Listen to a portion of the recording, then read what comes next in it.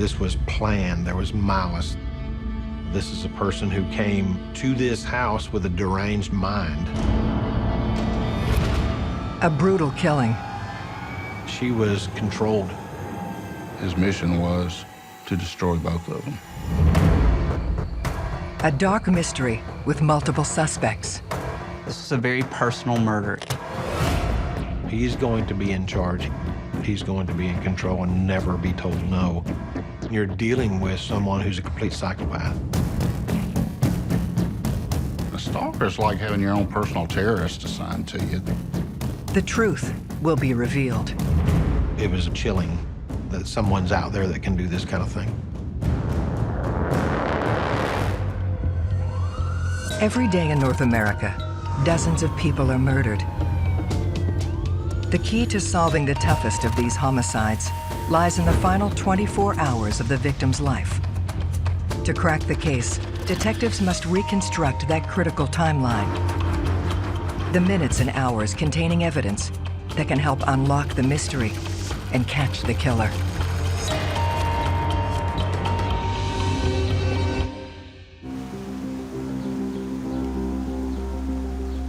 East Cobb, an affluent suburb located just north of Atlanta. It's a community that's really centered around families. It's known for having good schools, so people move there a lot for that reason. It's low crime, and it's considered a really safe area. But days before Halloween, this quiet community is shocked by a real-life horror. It came through as a 911 call. A little 5-year-old boy came home from school, and he was stabbed about 18 times in his chest. When you hear of a child who's injured by somebody, you're more with your foot through the firewall, driving as hard as fast as you can to get there.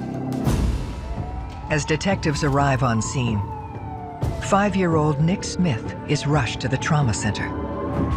He was with a neighbor girl, Christina, who lived upstairs.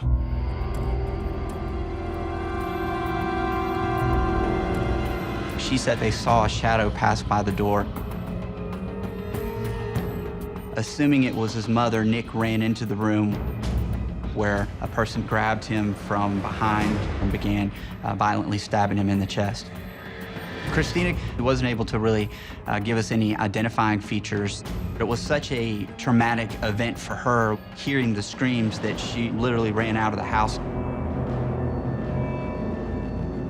What could this little 5-year-old, 60-pound boy have done to anybody to have deserved to have been stabbed repeatedly in the chest in such a violent situation? Cobb County detectives Randy Harris, John Dawes, and Major Crimes Prosecutor Jesse Evans begin investigating the vicious assault.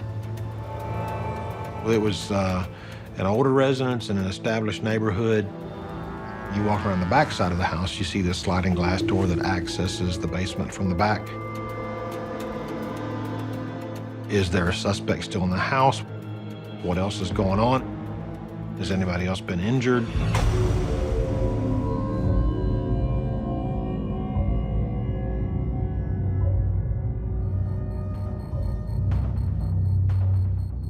The two things that stood out the most were the broken knife blade, separated from its handle. That was the weapon covered in blood, obviously used in stabbing Nick. We were able to determine that that knife blade didn't match the cutlery that Carmen Smith had in her apartment. And in the bedroom, the carpet showed Nick's blood where he was initially stabbed. And in the bed was 5 layers of bedding. It didn't look right, so the officers pulled the bedding back on one side.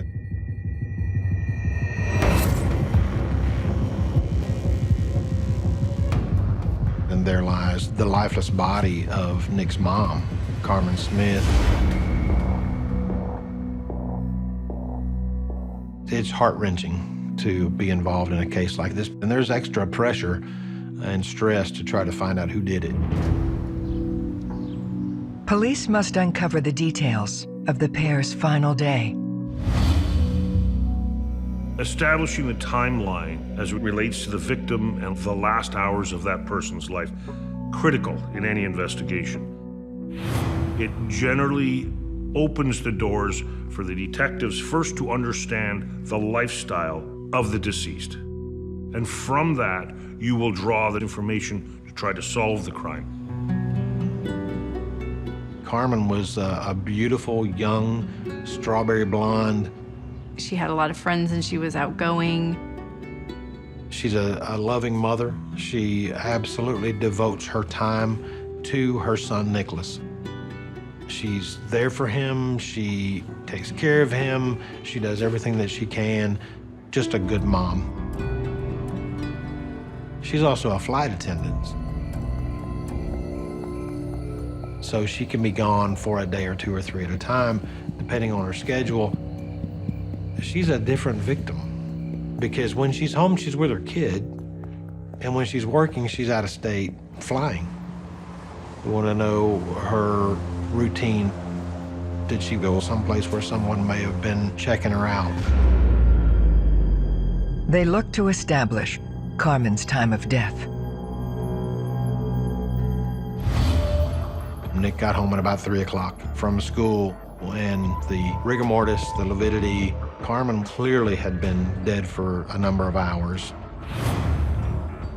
Everything told us that her death had occurred in the morning. That's significant. The assault on Nick didn't happen until much later, hours after she was killed and placed in the bed. The time frame between taking Carmen's life and then assaulting Nick the way he was assaulted was just odd. He intentionally waited on that child to come home because he could have left a long time earlier. So his mission was to destroy both of them. You start by saying, who would want to do this to Carmen? Who would want to do this to Nick? I'll be honest, I just couldn't think of a reason why a 5-year-old would be attacked. Detectives work the crime scene and examine Carmen's injuries for clues to the identity of her attacker. You collect anything and everything that could be evidence, blood or hair or any other forensic evidence, phone records. In that time, it took weeks, months to get the phone records. There were marks on her wrist, bruising, that were parallel lines, very consistent with handcuffs. She had an abrasion to her chin. It was an abrasion consistent with sort of carpet burns, or having been face down as the ligature was pulled tight against her neck. In addition to that, she had 2 small puncture wounds to her back, which would not be lethal, certainly would have been painful. The puncture wounds to her back were consistent with having been caused by an ice pick type instrument. And there was an out-of-place cord, almost like a cord that you would use for pulling some blinds back, that was there on the scene. It didn't match anything in the downstairs of this residence or even upstairs. It may have been the weapon that was used to strangle the life from Carmen Smith. We're talking about really 4 different weapons at a minimum here. You've got the ligature, you've got the knife that was used to stab Nick, you've got an ice pick, and you've got handcuffs that were being used to effectuate this crime as well. The fact that you have more than one instrumentality involved in causing the injuries to Carmen was pretty significant. It's not a crime of opportunity. This was planned. There was intent. There was malice. This is a person who came to this house with a deranged mind and accomplished what he came to do. The scene itself told us that there had been control. She was under the physical control of handcuffs and some kind of torture going on from behind. When you see a form of torture, there's a level of rage in there. So it starts to narrow down. This wasn't someone who broke into the house to steal the vault. It was chilling that someone's out there that can do this kind of thing.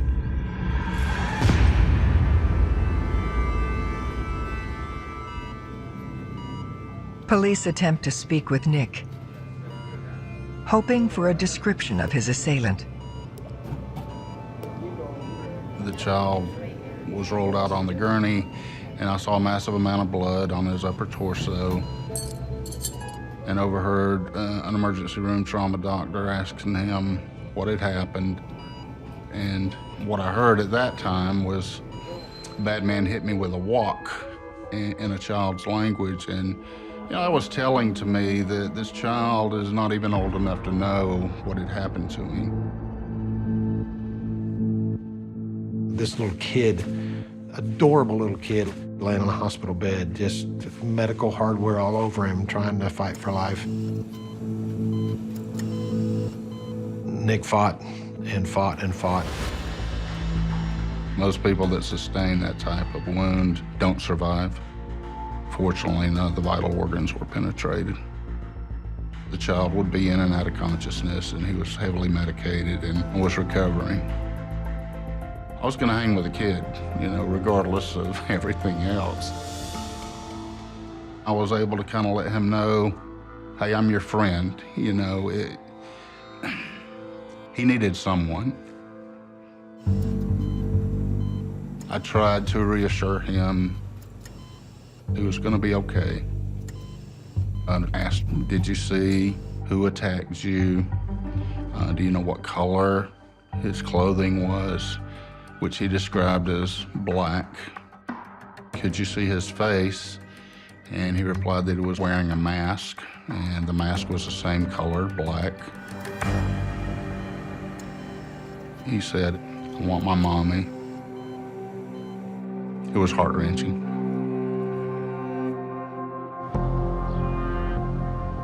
They need to locate Nick's father.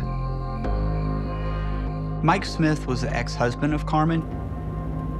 There are always automatic thoughts for a detective. One is Carmen in the victimology, recently divorced. So you begin to look at the ex-husband. You hear there's a divorce. You hear, well, there may be anger, there may be rage. Detectives learn Nick was supposed to be at his dad's house all weekend, until his mom picked him up unexpectedly. Mike kept Nicholas when Carmen was out of town. We learned that a couple of days before Carmen's death, she was working. And she wasn't feeling well and came home a day earlier than her schedule had provided. She wasn't supposed to be home. This means her killer likely knew about her last-minute change in schedule. Mike Smith knew that she came home a day early because he was angry that she interrupted with his visitation. In any divorce situation, especially where there's a minor, the parent who doesn't get as much time suddenly doesn't have their kid to look at and talk to and play with every day of the week. They're upset. It's just a volatile situation. Emotions get out of control, and some people can't control themselves. People knew that there had been frustrations, knew there had been arguments, knew that there had been a lot of problems because of the divorce. But the fact is, he could walk through that door of the hospital, and if he was our violent suspect, then I needed to know that. Detectives identify Mike Smith as a person of interest in the brutal murder of his ex-wife, Carmen. The hospital started telling me that there were visitors being received, family members, friends. In a lot of cases, somebody that means you to do harm will come to the hospital and try to finish what they started. They track Mike down, and after a brief interview at the station, he's brought to the hospital. His emotions are obviously at a high point. The main thing that came to us was studying Mike, backgrounding Mike, sitting down and talking to Mike, looking at his face.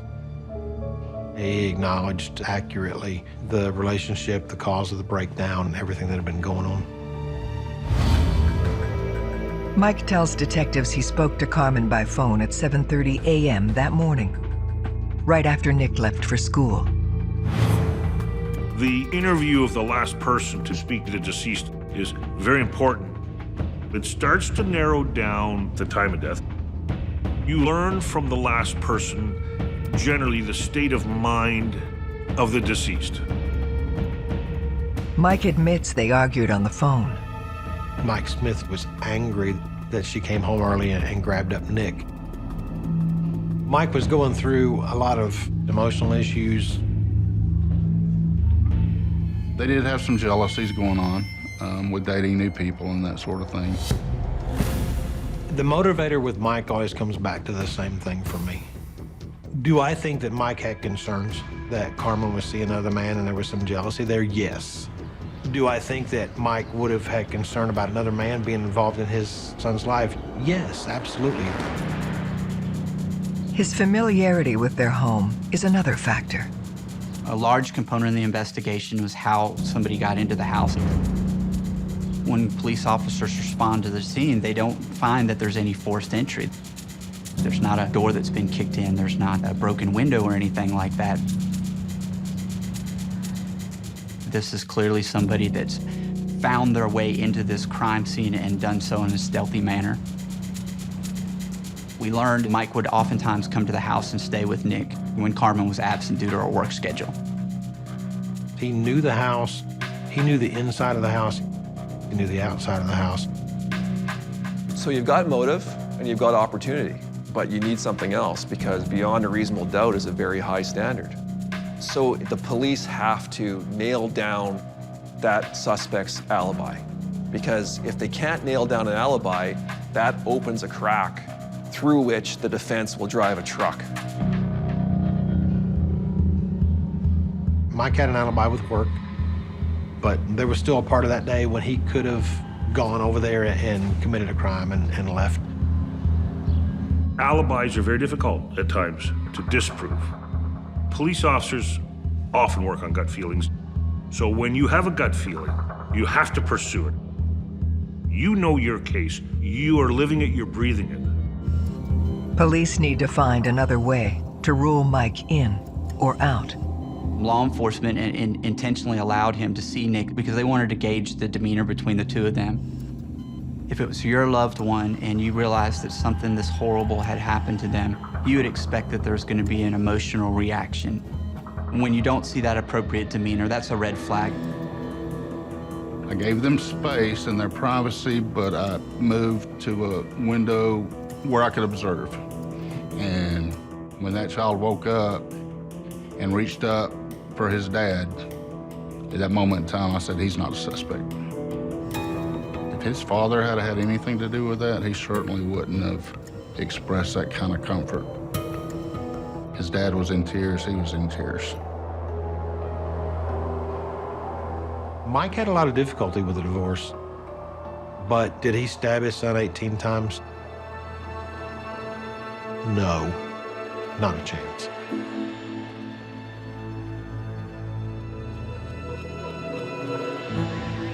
Detectives get word that forensic analysis of the crime scene has turned up a new clue.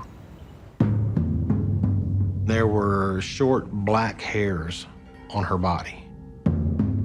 So there was obvious personal contact from a person who didn't match Carmen's strawberry blonde hair or little Nick's solid white hair. If you have a hair with the follicle attached, there is sufficient DNA for testing. The difference between good DNA and bad DNA is quality and quantity. Quality means that you want to have well-preserved DNA. It's not going to be degraded.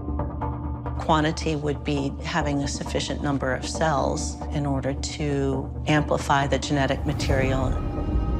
But in 1995, DNA were 3 letters that nobody knew what it meant. So even with a root the skin tissue involved at the end of a hair, it just wasn't enough from a scientific standpoint. On a mission to determine who the hair belongs to, police interview people who had access to Carmen's home, starting with Carmen's upstairs neighbor, Lottie Spencer. Lottie moved in a few months prior to the murder. She worked in a doctor's office and had a 10-year-old daughter. Christina was a few years older than Nick, but they rode the bus together and stayed in the same house, different portions of the house. Lottie and Carmen did have a unique setup in that they were both happened to be single moms living in this same house. There's really no evidence to show that they had any really close relationship or anything like that. It was more of a roommate type situation, one renting the top portion and one renting the bottom portion. Lottie tells police she left for work that morning just after 7 a.m., the same time Nick and Christina left to meet the school bus. She had heard from her daughter, Christina, what had happened and left work early to go to the house to check on her daughter. Lottie then reveals that Carmen's death may be somehow connected to an unstable individual from her past. Lottie was able to articulate for us a pretty terrifying series of events that have been going on for almost a full year in her life. Lottie and Wasim Daker met playing paintball on the same team with each other. So they started off kind of getting to know each other in a social context.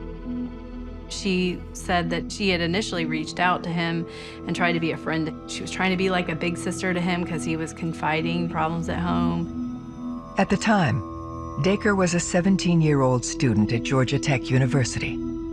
He started to become obsessed with her. He was going to her office. He was following her around to restaurants. Pretty soon, she wanted a more hands-off relationship with him. She was becoming more concerned about his bizarre behavior. So it got to a point where he just wouldn't take no for an answer. After repeated requests to be left alone, Lottie went to the police.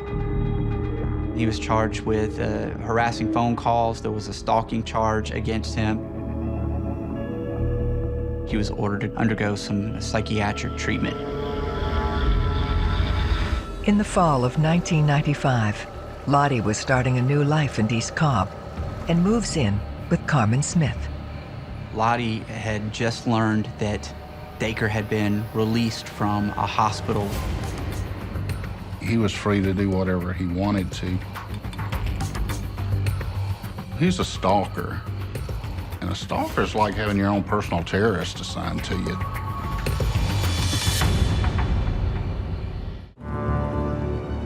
The discovery of a man stalking her upstairs neighbor dramatically shifts the focus of the Carmen Smith murder investigation. Law enforcement focused very quickly on wanting to find out where he was and to talk to him about his situation and talk about what he had been doing. Eventually, police located him at his parents' house.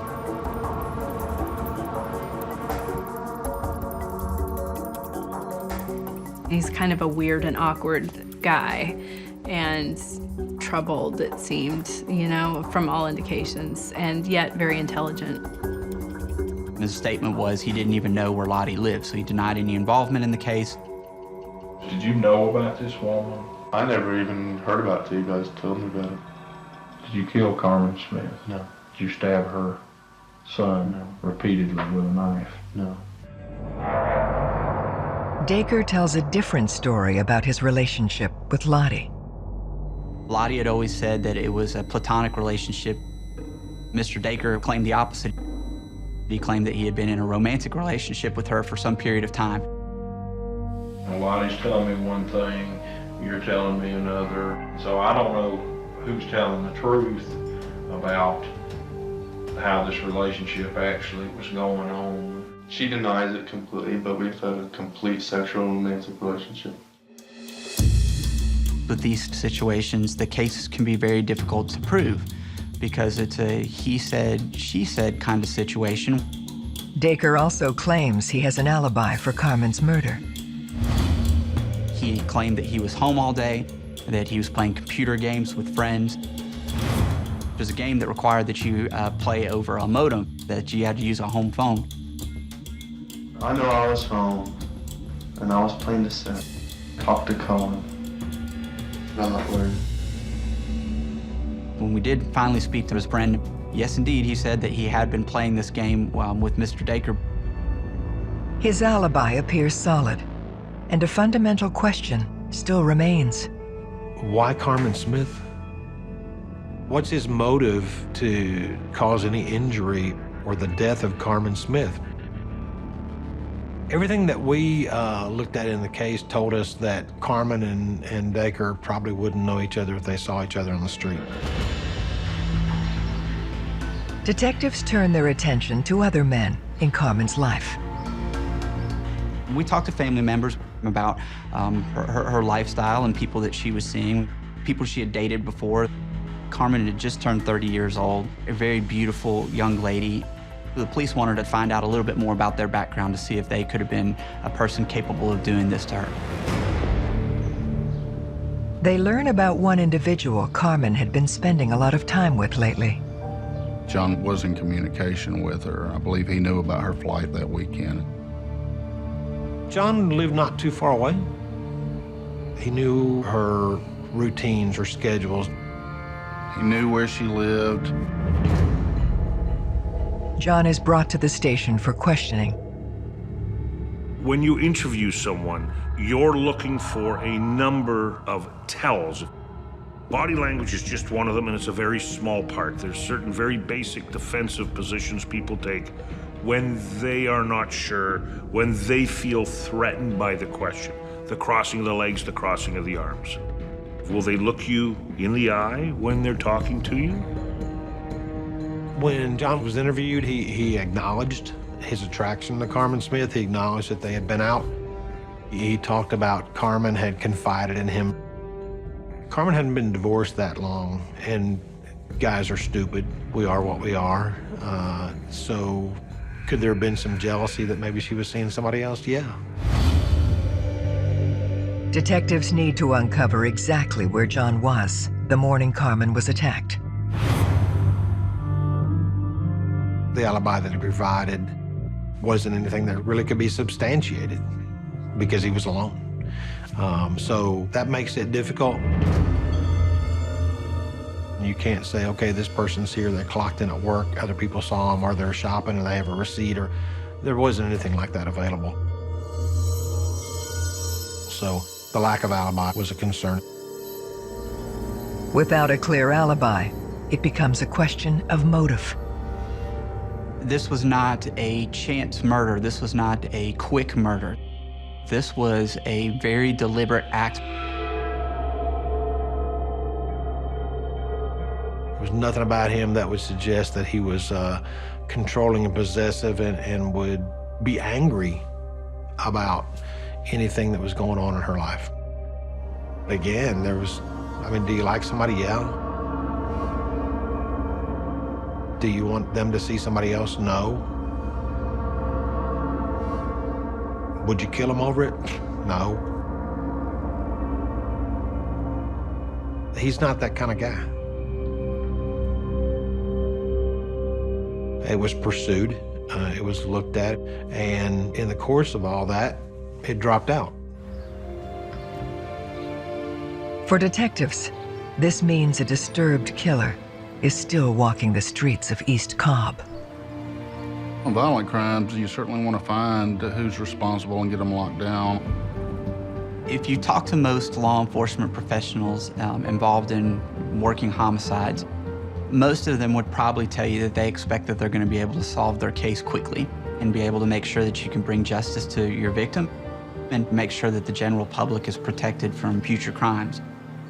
One of the frustrating parts, though, is you don't have that crystal ball at the time to know whether this is a case that's going to go cold. I want to, as a personal matter and professional matter, make sure that I've done everything that I can to bring justice to Nick and to bring justice to Carmen.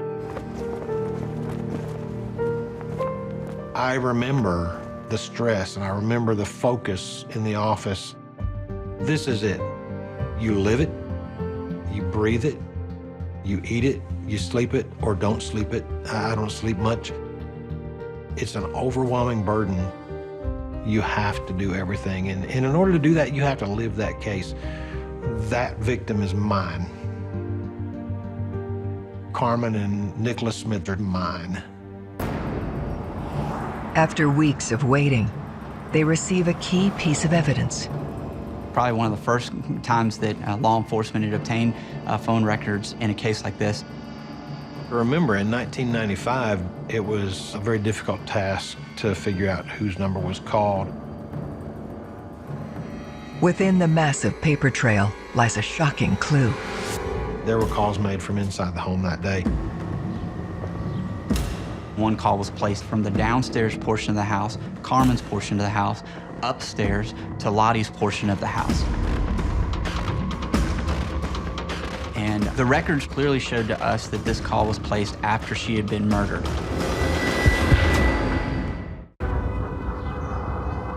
Records show a call was made from Carmen's phone to the upstairs neighbor in the hours following her murder. Because we knew the time of death was in the morning, this was a pretty significant piece of evidence. Police believe the call, which came in at 11:32 a.m., suggests the killer must have had a connection with someone upstairs. When you're looking at a piece of evidence, your gut leads you often to the right conclusion. All you do is follow the evidence, follow the phone calls. We've got a guy, a documented stalker. We really needed to take another look at this guy, Mr. Daker. No other perpetrator in the world would take the time to not only remain in a crime scene, but to be so obsessed with the person upstairs that they're gonna make that phone call. He already demonstrated that he is incapable of controlling himself in terms of the harassment and intimidation. He had continued to stalk Lottie, continued to contact her against her will. Believing Daker poses a threat, detectives act swiftly. It became clear that law enforcement could prove several counts of aggravated stalking here in Cobb County. A decision was made to arrest him for those counts against Lottie in the hope that they could further their investigation. There was never a, we can't get him for this, so let's get him for this. The aggravated stalking was an obvious crime, and it's a dangerous crime. He was brought to the police station. He continued to deny knowing Carmen. As part of his arrest, Daker provides blood and tissue samples. Police also execute a search warrant of his home.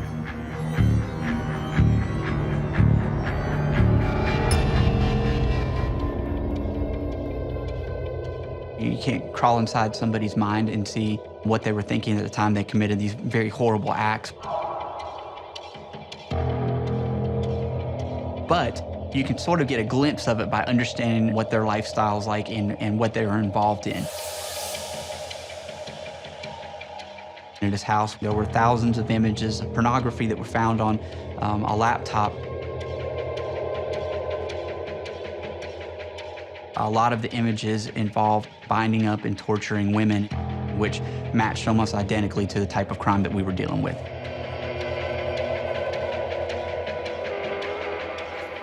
We found some email correspondence in his inbox where he had apparently asked for books about some really terrifying things. How to break into houses, how to kill people without joy. One of the books in particular talked about how you could effectively use an ice pick as a weapon to control your victim.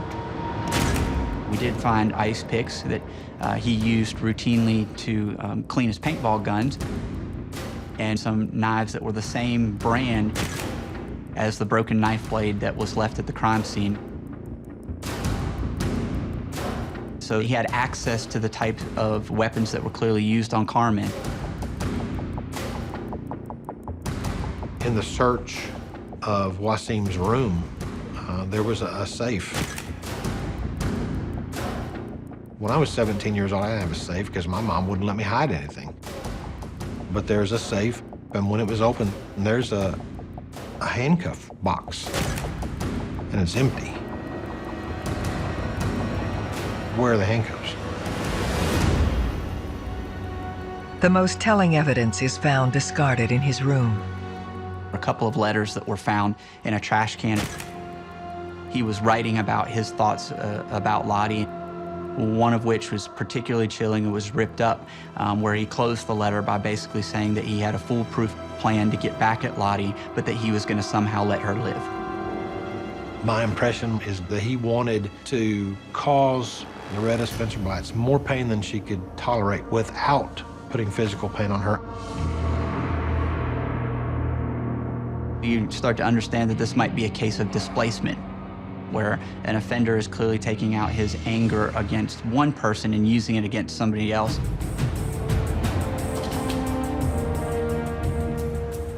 On September 19, 1996, Daker is found guilty of stalking Loretta Spencer. He was sentenced to 10 years in prison. The investigation never stopped into the murder of Carmen Smith and the assault on Nicholas. Every step of this case, every piece of evidence, every thought, every circumstance went right back to Wasim Daker. We never quit. These cases are not wasting away in some old file cabinet. These are always fresh on our minds. But in 2005, Wasim Daker is nearing the end of his prison sentence for the aggravated stalking. Make no mistake about it, Mr. Daker is not your average criminal. He is an extremely intelligent individual, and that makes him that much more dangerous. He's not going to be told no by a judge or a doctor or anybody else. He's going to do whatever the hell Wasim Daker wants to do. You certainly want to keep that individual off the street. There's always a sense of urgency, and we're going to bring you to justice.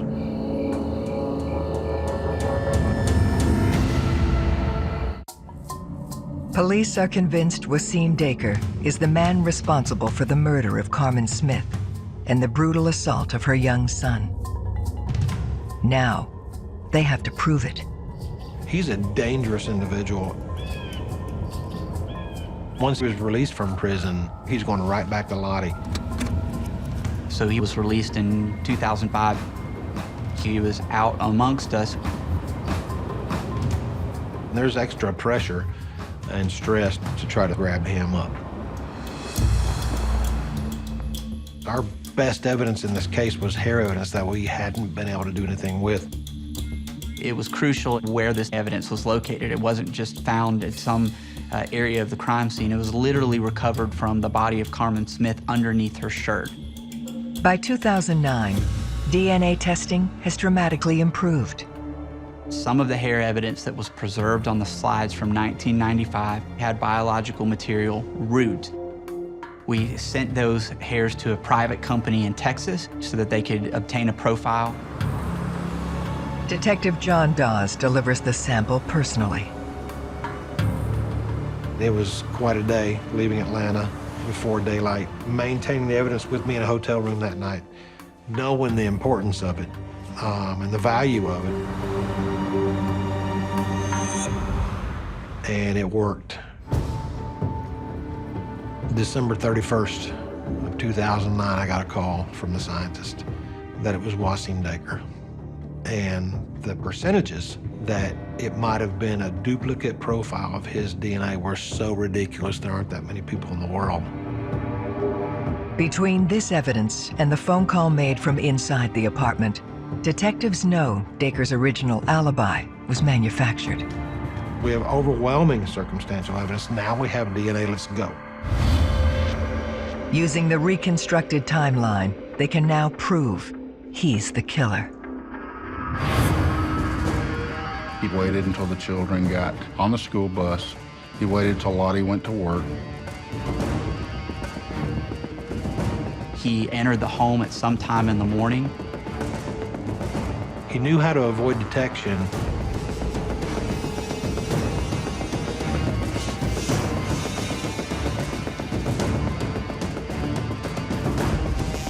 We know that at some point she was placed in handcuffs. We know that he stabbed her in the back with an ice pick. There were deep ligature marks that were left on her neck, clearly showing that she died of ligature strangulation.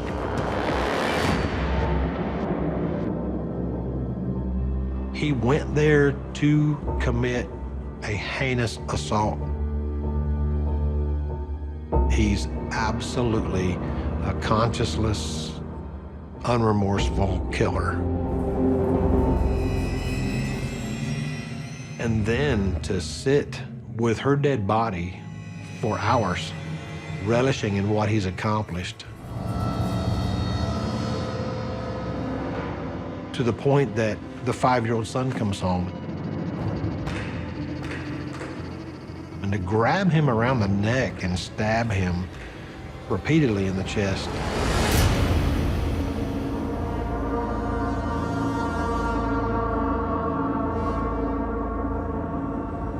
On September 13th, 2012, Wasim Daker, acting as his own lawyer, pleads not guilty. Nick testified that he took his mother from him and that he was always going to have Wasim's rage stamped on his chest, basically, in the form of those stab wounds. Nick grew out of being a victim right there that day on the stand in the trial of his mom's murder and his assault. It was just a pit in your stomach, praying that the jury was going to see it the same way that we did. After a 2-week trial, it takes the jury just 4 hours to reach their decision. The guilty verdict was a huge relief. It was a relief to my team. It was a relief to John Dawes, and to be able to look Nick in the eyes and be able to confirm for him that we had finally done what we hadn't been able to do for so terribly long, which is to not only hold the person accountable that took his mother away from him, but to hold the person accountable that had dramatically impacted his life. That is the best thing that I'll ever receive from a case that we got through. Wasim Daker is sentenced to life in prison, plus 47 years. His latest appeal was denied in 2016 by the Georgia Supreme Court. This case was an honor and a privilege to be a part of. It was sheer effort, but the best of some of the hardest working people that you've ever seen. And I believe that's our role as homicide investigators, is to speak for the dead, because, you know, damn it, there's a story to be told. And just because you took somebody's life doesn't mean we're not going to tell it.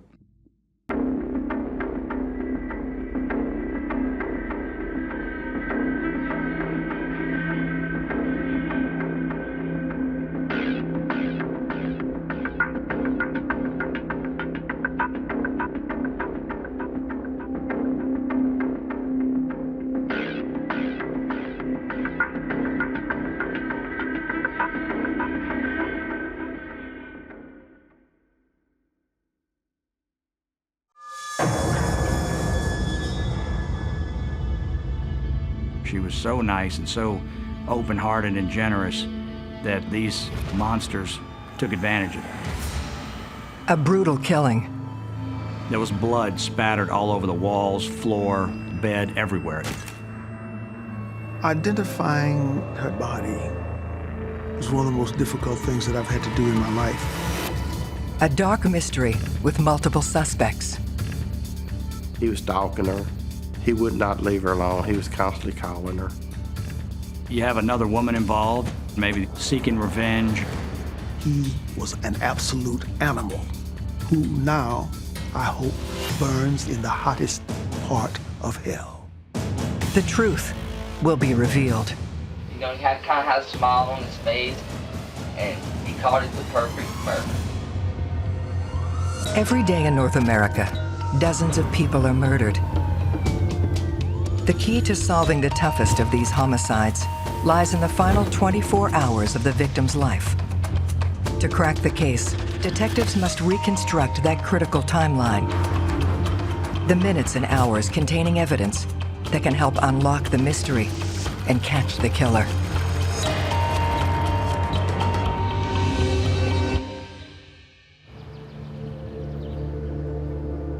Clinton, Louisiana.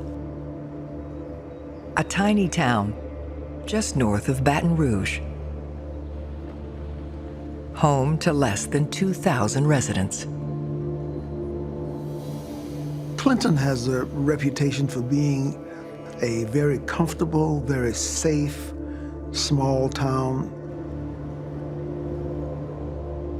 It's really a quiet parish with a low crime rate.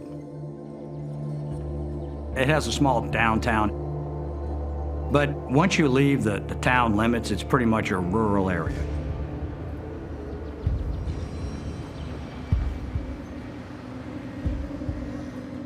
On the morning of June 26, a woman co-workers called and asked that we go check on her. The woman is 42-year-old Janora Gillery. They were just concerned because normally she kept in constant contact with them. When our first deputy arrived at the house, the side door by the carport was partially opened and had a dog tied up under the steps. Once he made entry into the house, when he walked around the corner, he looked in the room, and that's where he found Miss Gillery, covered with blood and on the floor. The room was in total disarray. Lamp had been shattered. There were what appeared to be bullet holes in the window. There was blood spattered all over the walls, floor, bed, everywhere.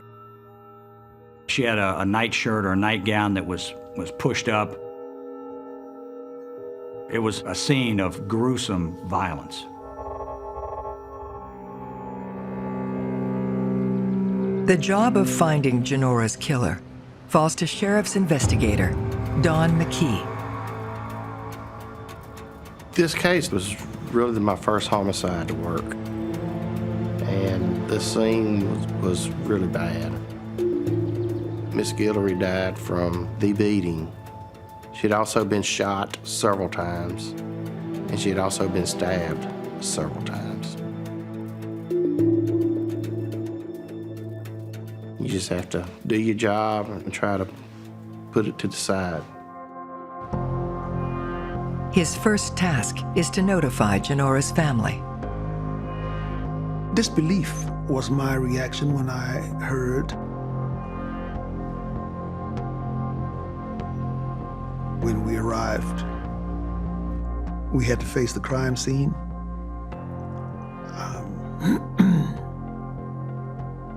Her father and brother remained outside of the home. I went in and ultimately had to identify the body for the family. It was one of the most difficult things that I've had to do in my life. If you walk into a room, you see someone and you can recognize them within a millisecond. I had to spend about 3 minutes, 4 minutes comparing things like her lips and the finger structure. And by taking little bits and pieces like that, only then could I make a definite identification. Janora was a very intelligent, very attractive woman, very, very full of life. She was an administrator for a major insurance company. She worked very hard, enjoyed living in the country, and she remained true to those country roots all of her life.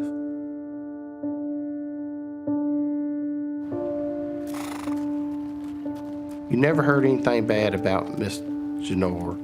What we learned is she would help anyone that needed help and do whatever she could for people, and she was just a caring person.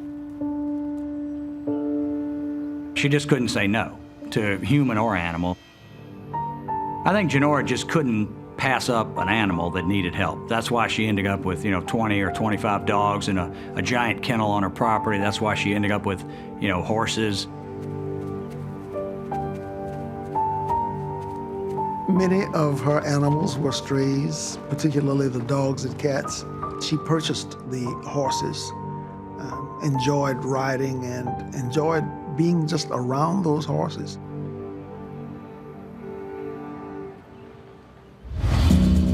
In order to find the killer, Detective McKee begins the difficult task of reconstructing the last 24 hours of Janora Gillery's life. When you're building timelines, you have a very open mind. A timeline can be filled in by almost any kind of information. You don't know how far back you have to go until you find somebody to fill the puzzle in. The only timeline we had was when she left work early that Friday to come home. Her co-worker advised us that she did leave early that Friday. It was shortly after noon. The autopsy shows that the homicide could have happened anywhere from noon on Saturday to noon on Sunday. With a wide window of time for her murder, Detective McKee looks to the scene for clues that may lead him to the killer. There's blood by the drawer where the knives were. There's blood on the counter. I think at one time she tried to get a knife or something to defend herself with. The pattern from the side door showed spots of blood to where she ran towards the front door. There was keys in the front door. It was a deadbolt lock. There was blood on them keys that indicated she was trying to get out of that door, that she was trying to run away. Her phone was knocked off the hook. There was blood on the wall there. Despite the violence, there is no physical or forensic evidence pointing to a potential suspect.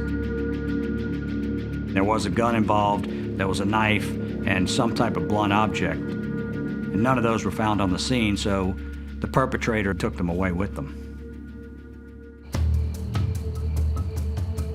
The fact that no murder weapons were left on the scene means that the perpetrator at least had the presence of mind to try and cover their tracks. There was no forced entry, so she had to open the door. The dog was tied up, and we learned real quick that would have never happened with Miss Gillery. It appeared that someone had secured that dog while they made entry into the house. The indications that we got was basically that she was killed by someone she knew.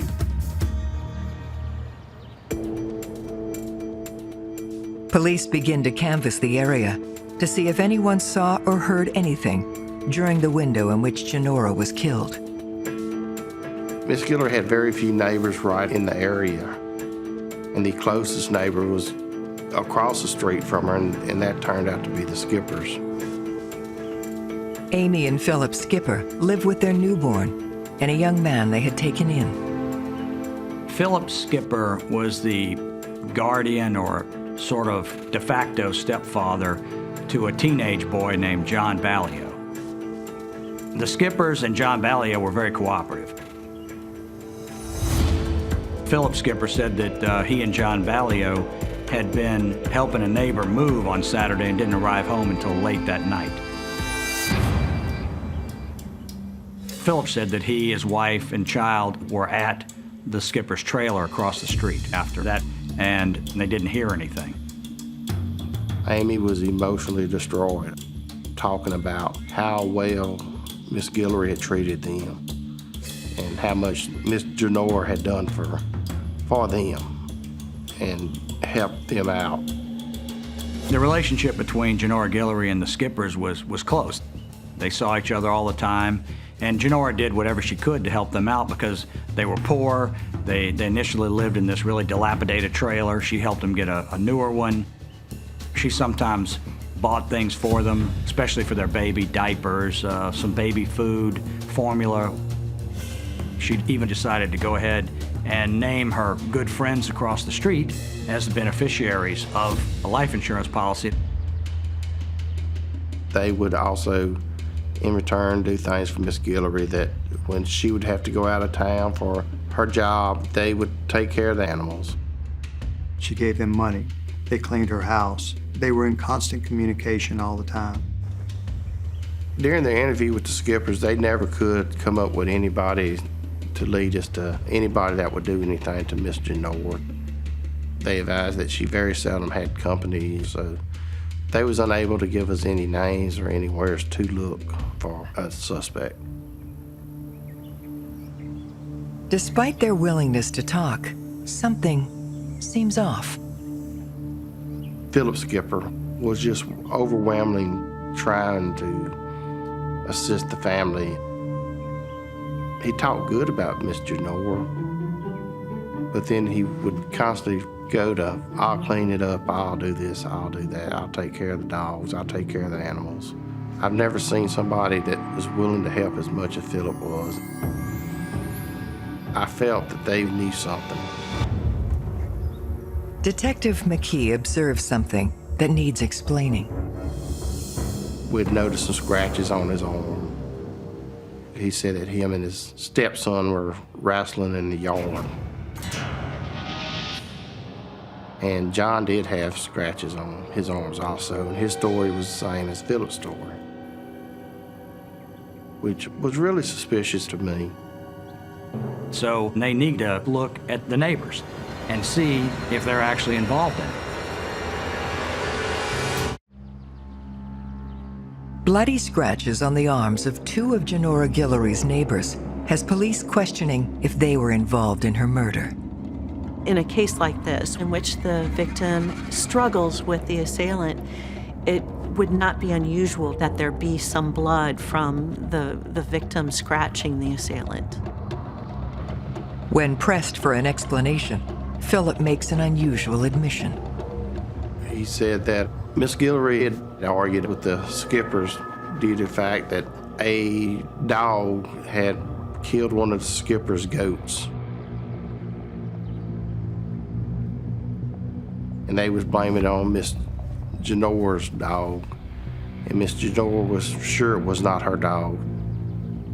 She had told the Skippers that they was no longer welcome to come to her house, that she would stay to herself, they needed to stay to themselves. The argument took place just 1 month prior to her death. Tension between neighbors, that's always kind of a red flag that goes up. But you need something in a murder, you know. Why would you do it? You need a motive, an opportunity. They had an opportunity, they were right across the street. They had a semi-motive that was a tension. But it's kind of like cutting the arm that feeds you. You know, she was helping them a lot. You know, why murder her? They ask both Philip and his stepson, John, to take a polygraph. In some cases, when you're investigating murders, you will use a polygraph as an investigative aid. It is to send messages to the person. You don't believe them. Why would you ask them to take a polygraph otherwise? My advice to anybody who's asked to take a polygraph is say, sure, I'll take it. If you're an innocent person, the police are going to say, well, you're no longer a suspect, so take the polygraph.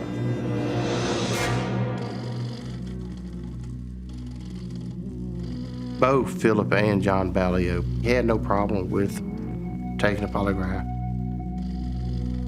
The questions related to the case were, did you kill Miss Janora Gillery? Did you stab or shoot Janora? Can you take us to the gun that was used to kill Miss Janora?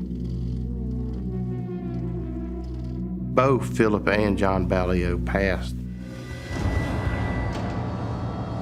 Once they passed, we had no other evidence to pin them to the murder.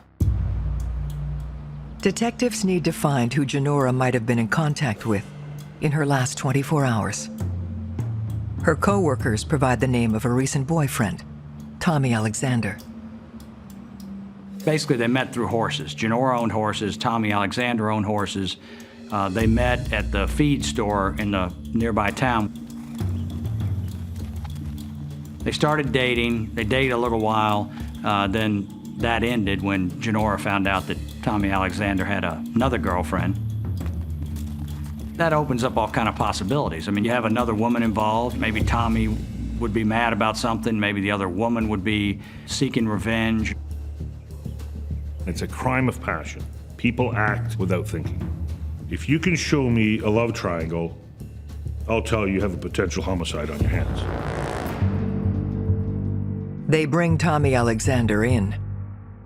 Tommy, when talking to him, he was calm.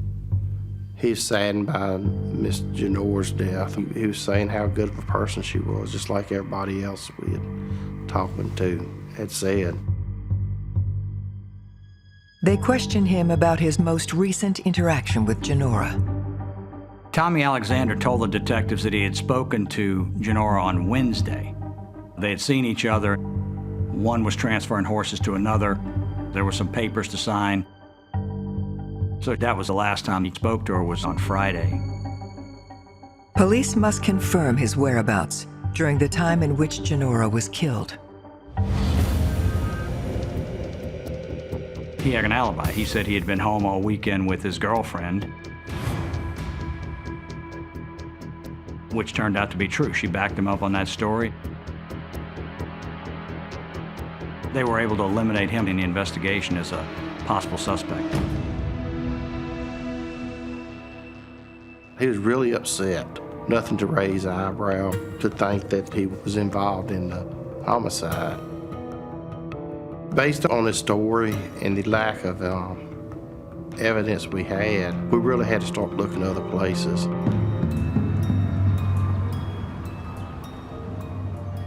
So it was going back, did she have anything out of the ordinary happening in her life? Looking for answers, they turned to Janora's phone records. We had a phone call that would have matched the last day that Miss Janora was alive. We traced it, we tracked it.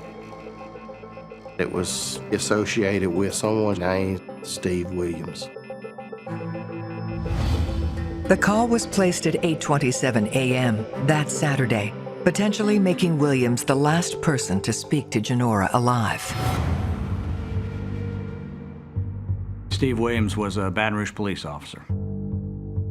He pestered her at work to the point where she eventually agreed to go on a date with him. When she got back, she told her coworkers that she never wanted to see him again. She said he was too free with his hands. He kept grabbing her and touching her, and she didn't really want to see him anymore. At the time all this was going on, Steve Williams was actually married. He and his wife had a child, but apparently that didn't stop his romantic pursuits in other areas. Janora's friends say he was relentless. We were told that Steve Williams basically was stalking her, was real aggressive towards Miss Janora. Steve had been coming to her work in Baton Rouge and had actually made everybody in the building feel uncomfortable about the way he would show up to meet Janora when she would get off from work, show up at lunchtime. He was really aggressive towards Janora, trying to get her into a relationship with him.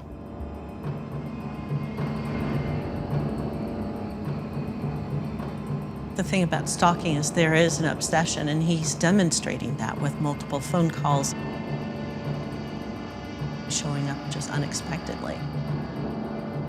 So if he's obsessed with her, he may not be satisfied with the level of attention that he's getting from her, and he may progress that to aggression. That was a huge red flag for the investigators. I mean, when you have a domestic situation like that, it really puts them on high alert. So they really began to focus on Steve Williams. You know, you have a sort of a jilted boyfriend who keeps bothering her, who keeps wanting to come by and see her. And all of a sudden, he's going to come by, whether she wants it or not, and then she's never seen again.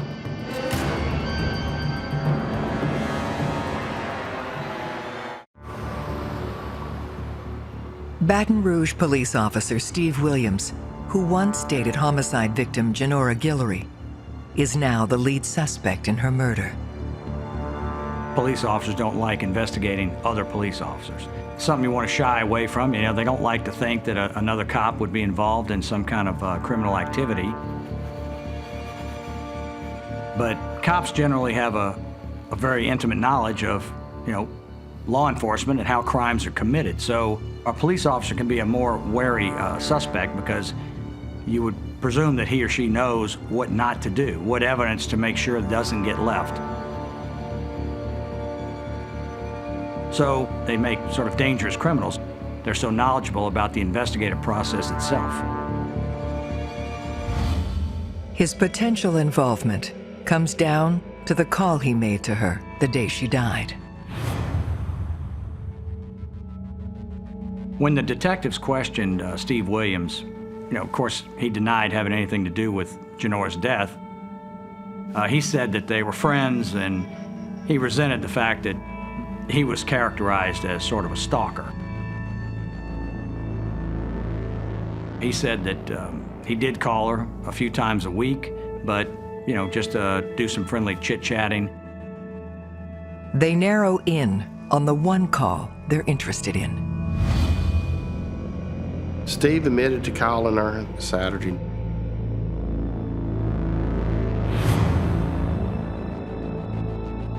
He said that although he did call her, he was going to come by Saturday, he never made it. So the detectives were sort of left with, you know, is this guy telling the truth? He very well may have been the last person, you know, to see her alive. I mean, he could be the killer. Police learn of another call between Steve and Janora, witnessed by her colleagues. So the Friday before Janora was killed, Steve Williams called her at work. Her co-workers said they engaged in an argument on the telephone, and then she left work. So, you know, whether that argument played into her leaving work early or it was strictly just to go do some chores around her house, you know, nobody really knows.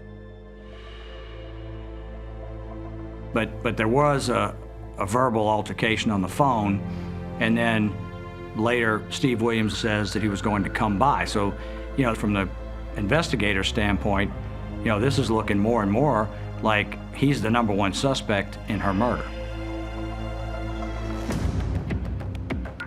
They interview his co-workers and discover a disturbing trend.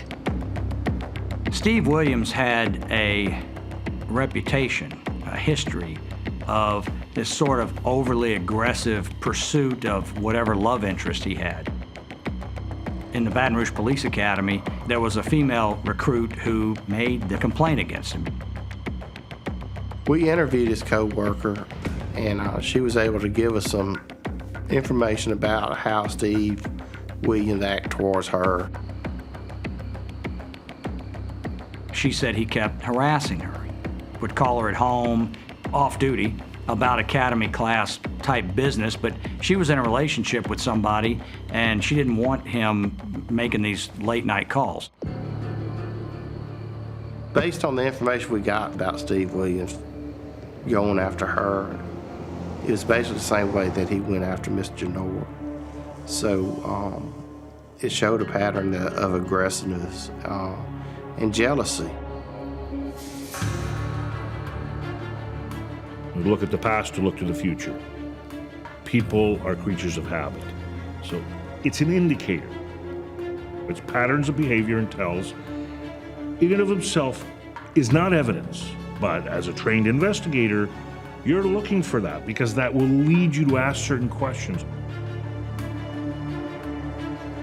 So he had a reputation for this kind of behavior.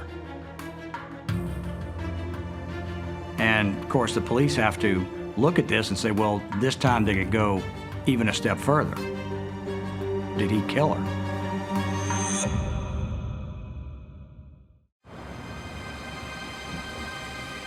Believing Steve Williams had both motive and opportunity, they bring him in again, this time for a polygraph. Anytime you investigate a police officer, you got to be careful because you don't know their state of mind. You're telling this man that his career as a police officer is about to come to an end because he's suspected in a murder. He didn't do good on his polygraph. His results indicated that he was lying about one or more things in his answers. And that's when he advised us that he was not going to talk to us anymore without a lawyer. So we obtained a search warrant and went to his residence. We actually seized his police car and had it towed to the crime lab for processing. What we was hoping to find was a murder weapon or some bloody clothes or any other type of evidence that might help us in the investigation.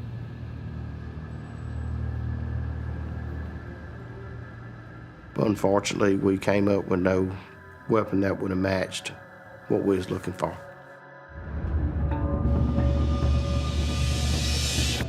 A drop of Janora Gillery's blood in Steve Williams's car or house would have convicted him. I mean, there's really no other excuse for that. I really thought that Steve Williams was the man I was after. Just did not have enough to do anything with. All you have is odd circumstances, him making a phone call, leaving a message, him sort of harassing her at work, but, you know, none of that's a crime, and they couldn't charge him. That's really when the case came to a complete stop. We just had nowhere else we could follow up to. Not every homicide case can be solved or will be solved. We have to be realistic. You do as much as you can to the best of your ability. You will get frustrated. In this case, they talked to the co-workers, they talked to the neighbors, they talked to everybody that they could find, but they didn't have any physical evidence or a real motive. I was getting aggravated because I wanted to solve it, and I done told Mr. Gillery that we was gonna solve it. And there's nothing I could tell the family, except for we're working on it. We're waiting for a break.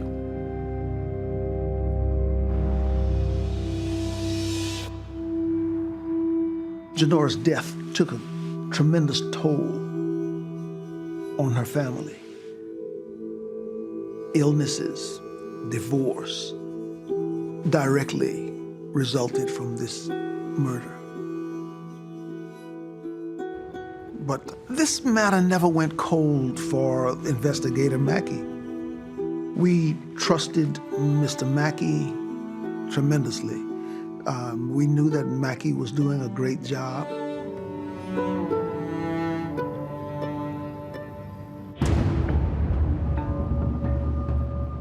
Over a year after Janora's death, police receive a call that sets the investigation back into motion. The detectives got a tip from another jurisdiction. They went over to interview this alleged witness, a guy named Donnie Fisher. Initially, what indicated to the police officers that Donnie Fisher may know something about a homicide in East Feliciana Parish. He had given some details of the murder. I knew exactly what murder he was talking about. When interviewing Donnie, he at first didn't want to cooperate. What I done was I laid pictures of the crime scene and got on to him and said, this woman did not deserve this. She was a good woman. After I showed him that, he told us what was told to him. He was friends with Philip Skipper and John Ballio. Fisher says Janora's neighbors took him to her house after the murder. Donnie Fisher told us then Miss Janora's family paid them to clean up the house.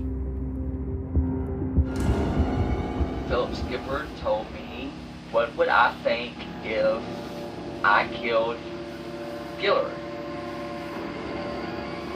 And I kind of took it as a joke at first. And what did he tell you? You know, he kind of had a smile on his face, and you know, I knew. He didn't have to just come out and say it. I knew in my mind. He called it the perfect murder. And then he said that John Ballio had taken him into the house and told him step by step how they killed Miss G. When he was taking you to the house, what was he saying? He was saying where the blood was. He was telling me everything.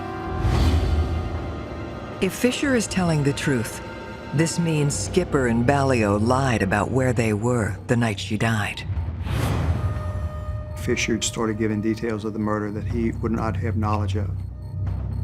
And one of them held the dog back, knocked on the door, hit her with a baseball bat, knocked the teeth out, cut her up, shot her in the head.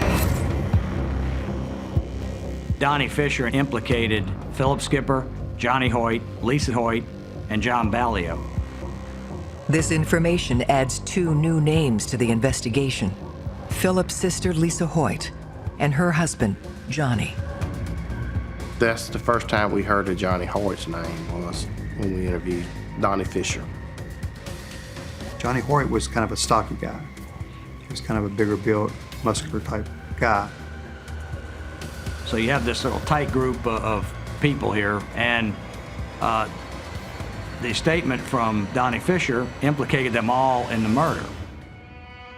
Donnie continues, telling police of Philip's admissions. Did he say who cut? He didn't say, he just said we. Did he say who shot? He just said we. It was a gang. It's not, they're like one people, okay? He said it's a thrill. That's what he told me. It was a thrill. He says it's the best feeling he'll ever have. The story that he told, it was no doubt in my mind that we was going after the right people this time.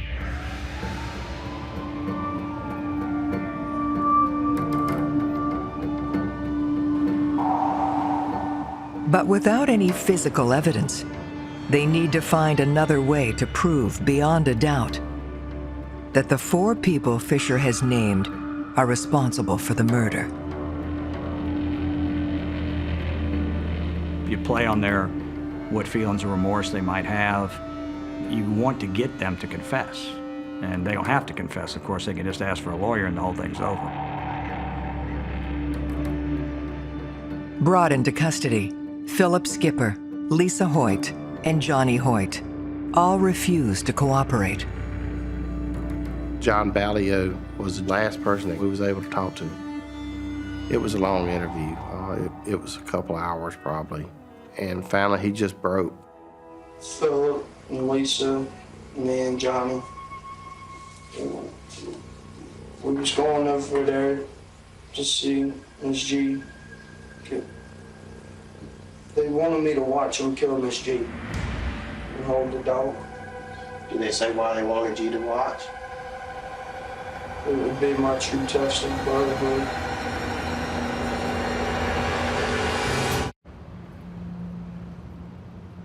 A year after the murder of Janora Gillery, police have damning testimony from a 15-year-old who was witness to the crime. John Ballio basically told us it was part of my initiation to get into the brotherhood, was to go and participate and watch them kill Miss G.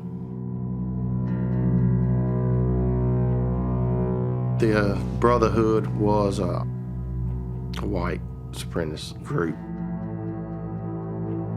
It was a hate group, is what it was. And the initials for the Brotherhood was GFBD. God forgives, the Brotherhood doesn't. And, you know, as with all gangs, they're created to intimidate, to scare people. All right, what happens? When we got there, Lisa walked up to the door and knocked on it and told Ms. G that she needed some money to get the baby some diapers. And when she did that, Johnny punched Miss G. The first time she got stabbed, Lisa stabbed her. And then Johnny stabbed her, and Philip. They all took turns. When did they shoot her? Before they stabbed her or after they stabbed her? Before they stabbed her, they was making me watch, saying that it would show if I was a true brother or not, or whether or not I could keep my mouth shut. Ballio explains this wasn't the only motivation. He said Miss Gillery had a life insurance policy that was signed over to Philip Skipper and Amy Skipper. The growing fight over the goat and the dog incident made Philip Skipper realize she's going to change the beneficiary on that policy or just outright cancel it, and we need to get over there and kill her so that we benefit from that policy. Two people who live in a trailer out in the middle of the woods, $25,000 was pretty significant. I think race and money played kind of equal parts. If Janora Gillery had been a white woman, I doubt they would have killed her. I think John finally broke because he did feel bad about what happened. I think he realized what he had done was wrong. I thought it was pretty sick myself. I was crying, but I was also just trying to shut up so they wouldn't get worried about me telling them. Because they said if I ever said anything, they'd kill me.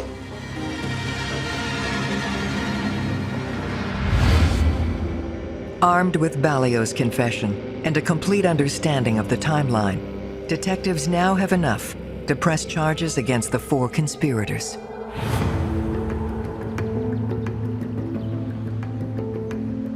Miss Gillery left work that Friday to come home. Saturday, Philip Skipper, Lisa, and Johnny Hart, they had been popping pills, drinking all day long. They determined that they wanted to go over there and initiate John Ballio into the Brotherhood. Midnight, 1 o'clock, they all go over there. Lisa knocked on the door.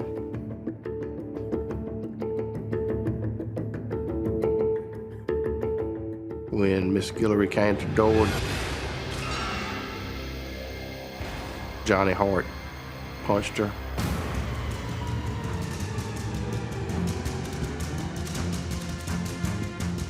They chased her in the bedroom.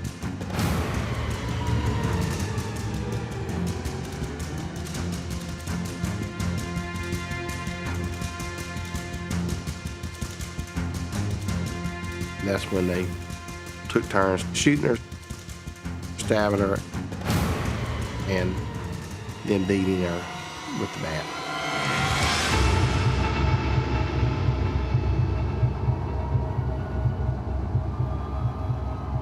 After they killed her, they went back to their house.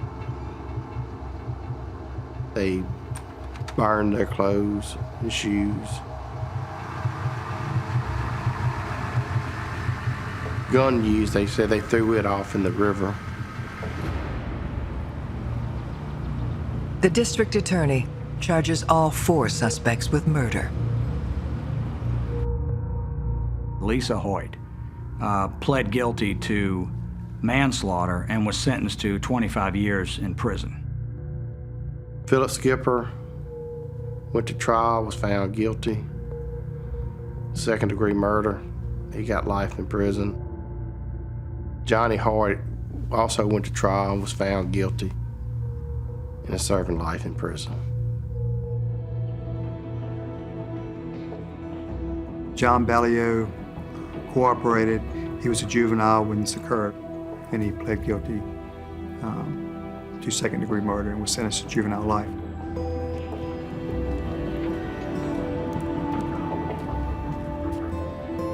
Janora was so nice and so open-hearted and generous that these monsters took advantage of that.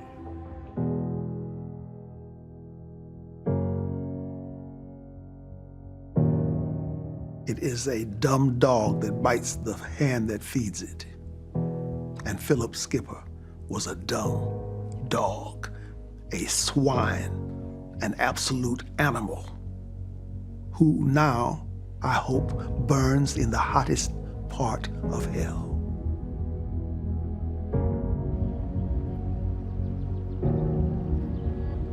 I feel a lot better now on this case that we done our best. The DA done his job, and we got justice for the family. And I feel that the family's happy, so if they're happy, I'm happy. We work for their families. I just want to make them sleep better at night. You know, they need to put this behind them. And I would not want us to forget the life, the lively, happy, smiling, beautiful person that Janora was.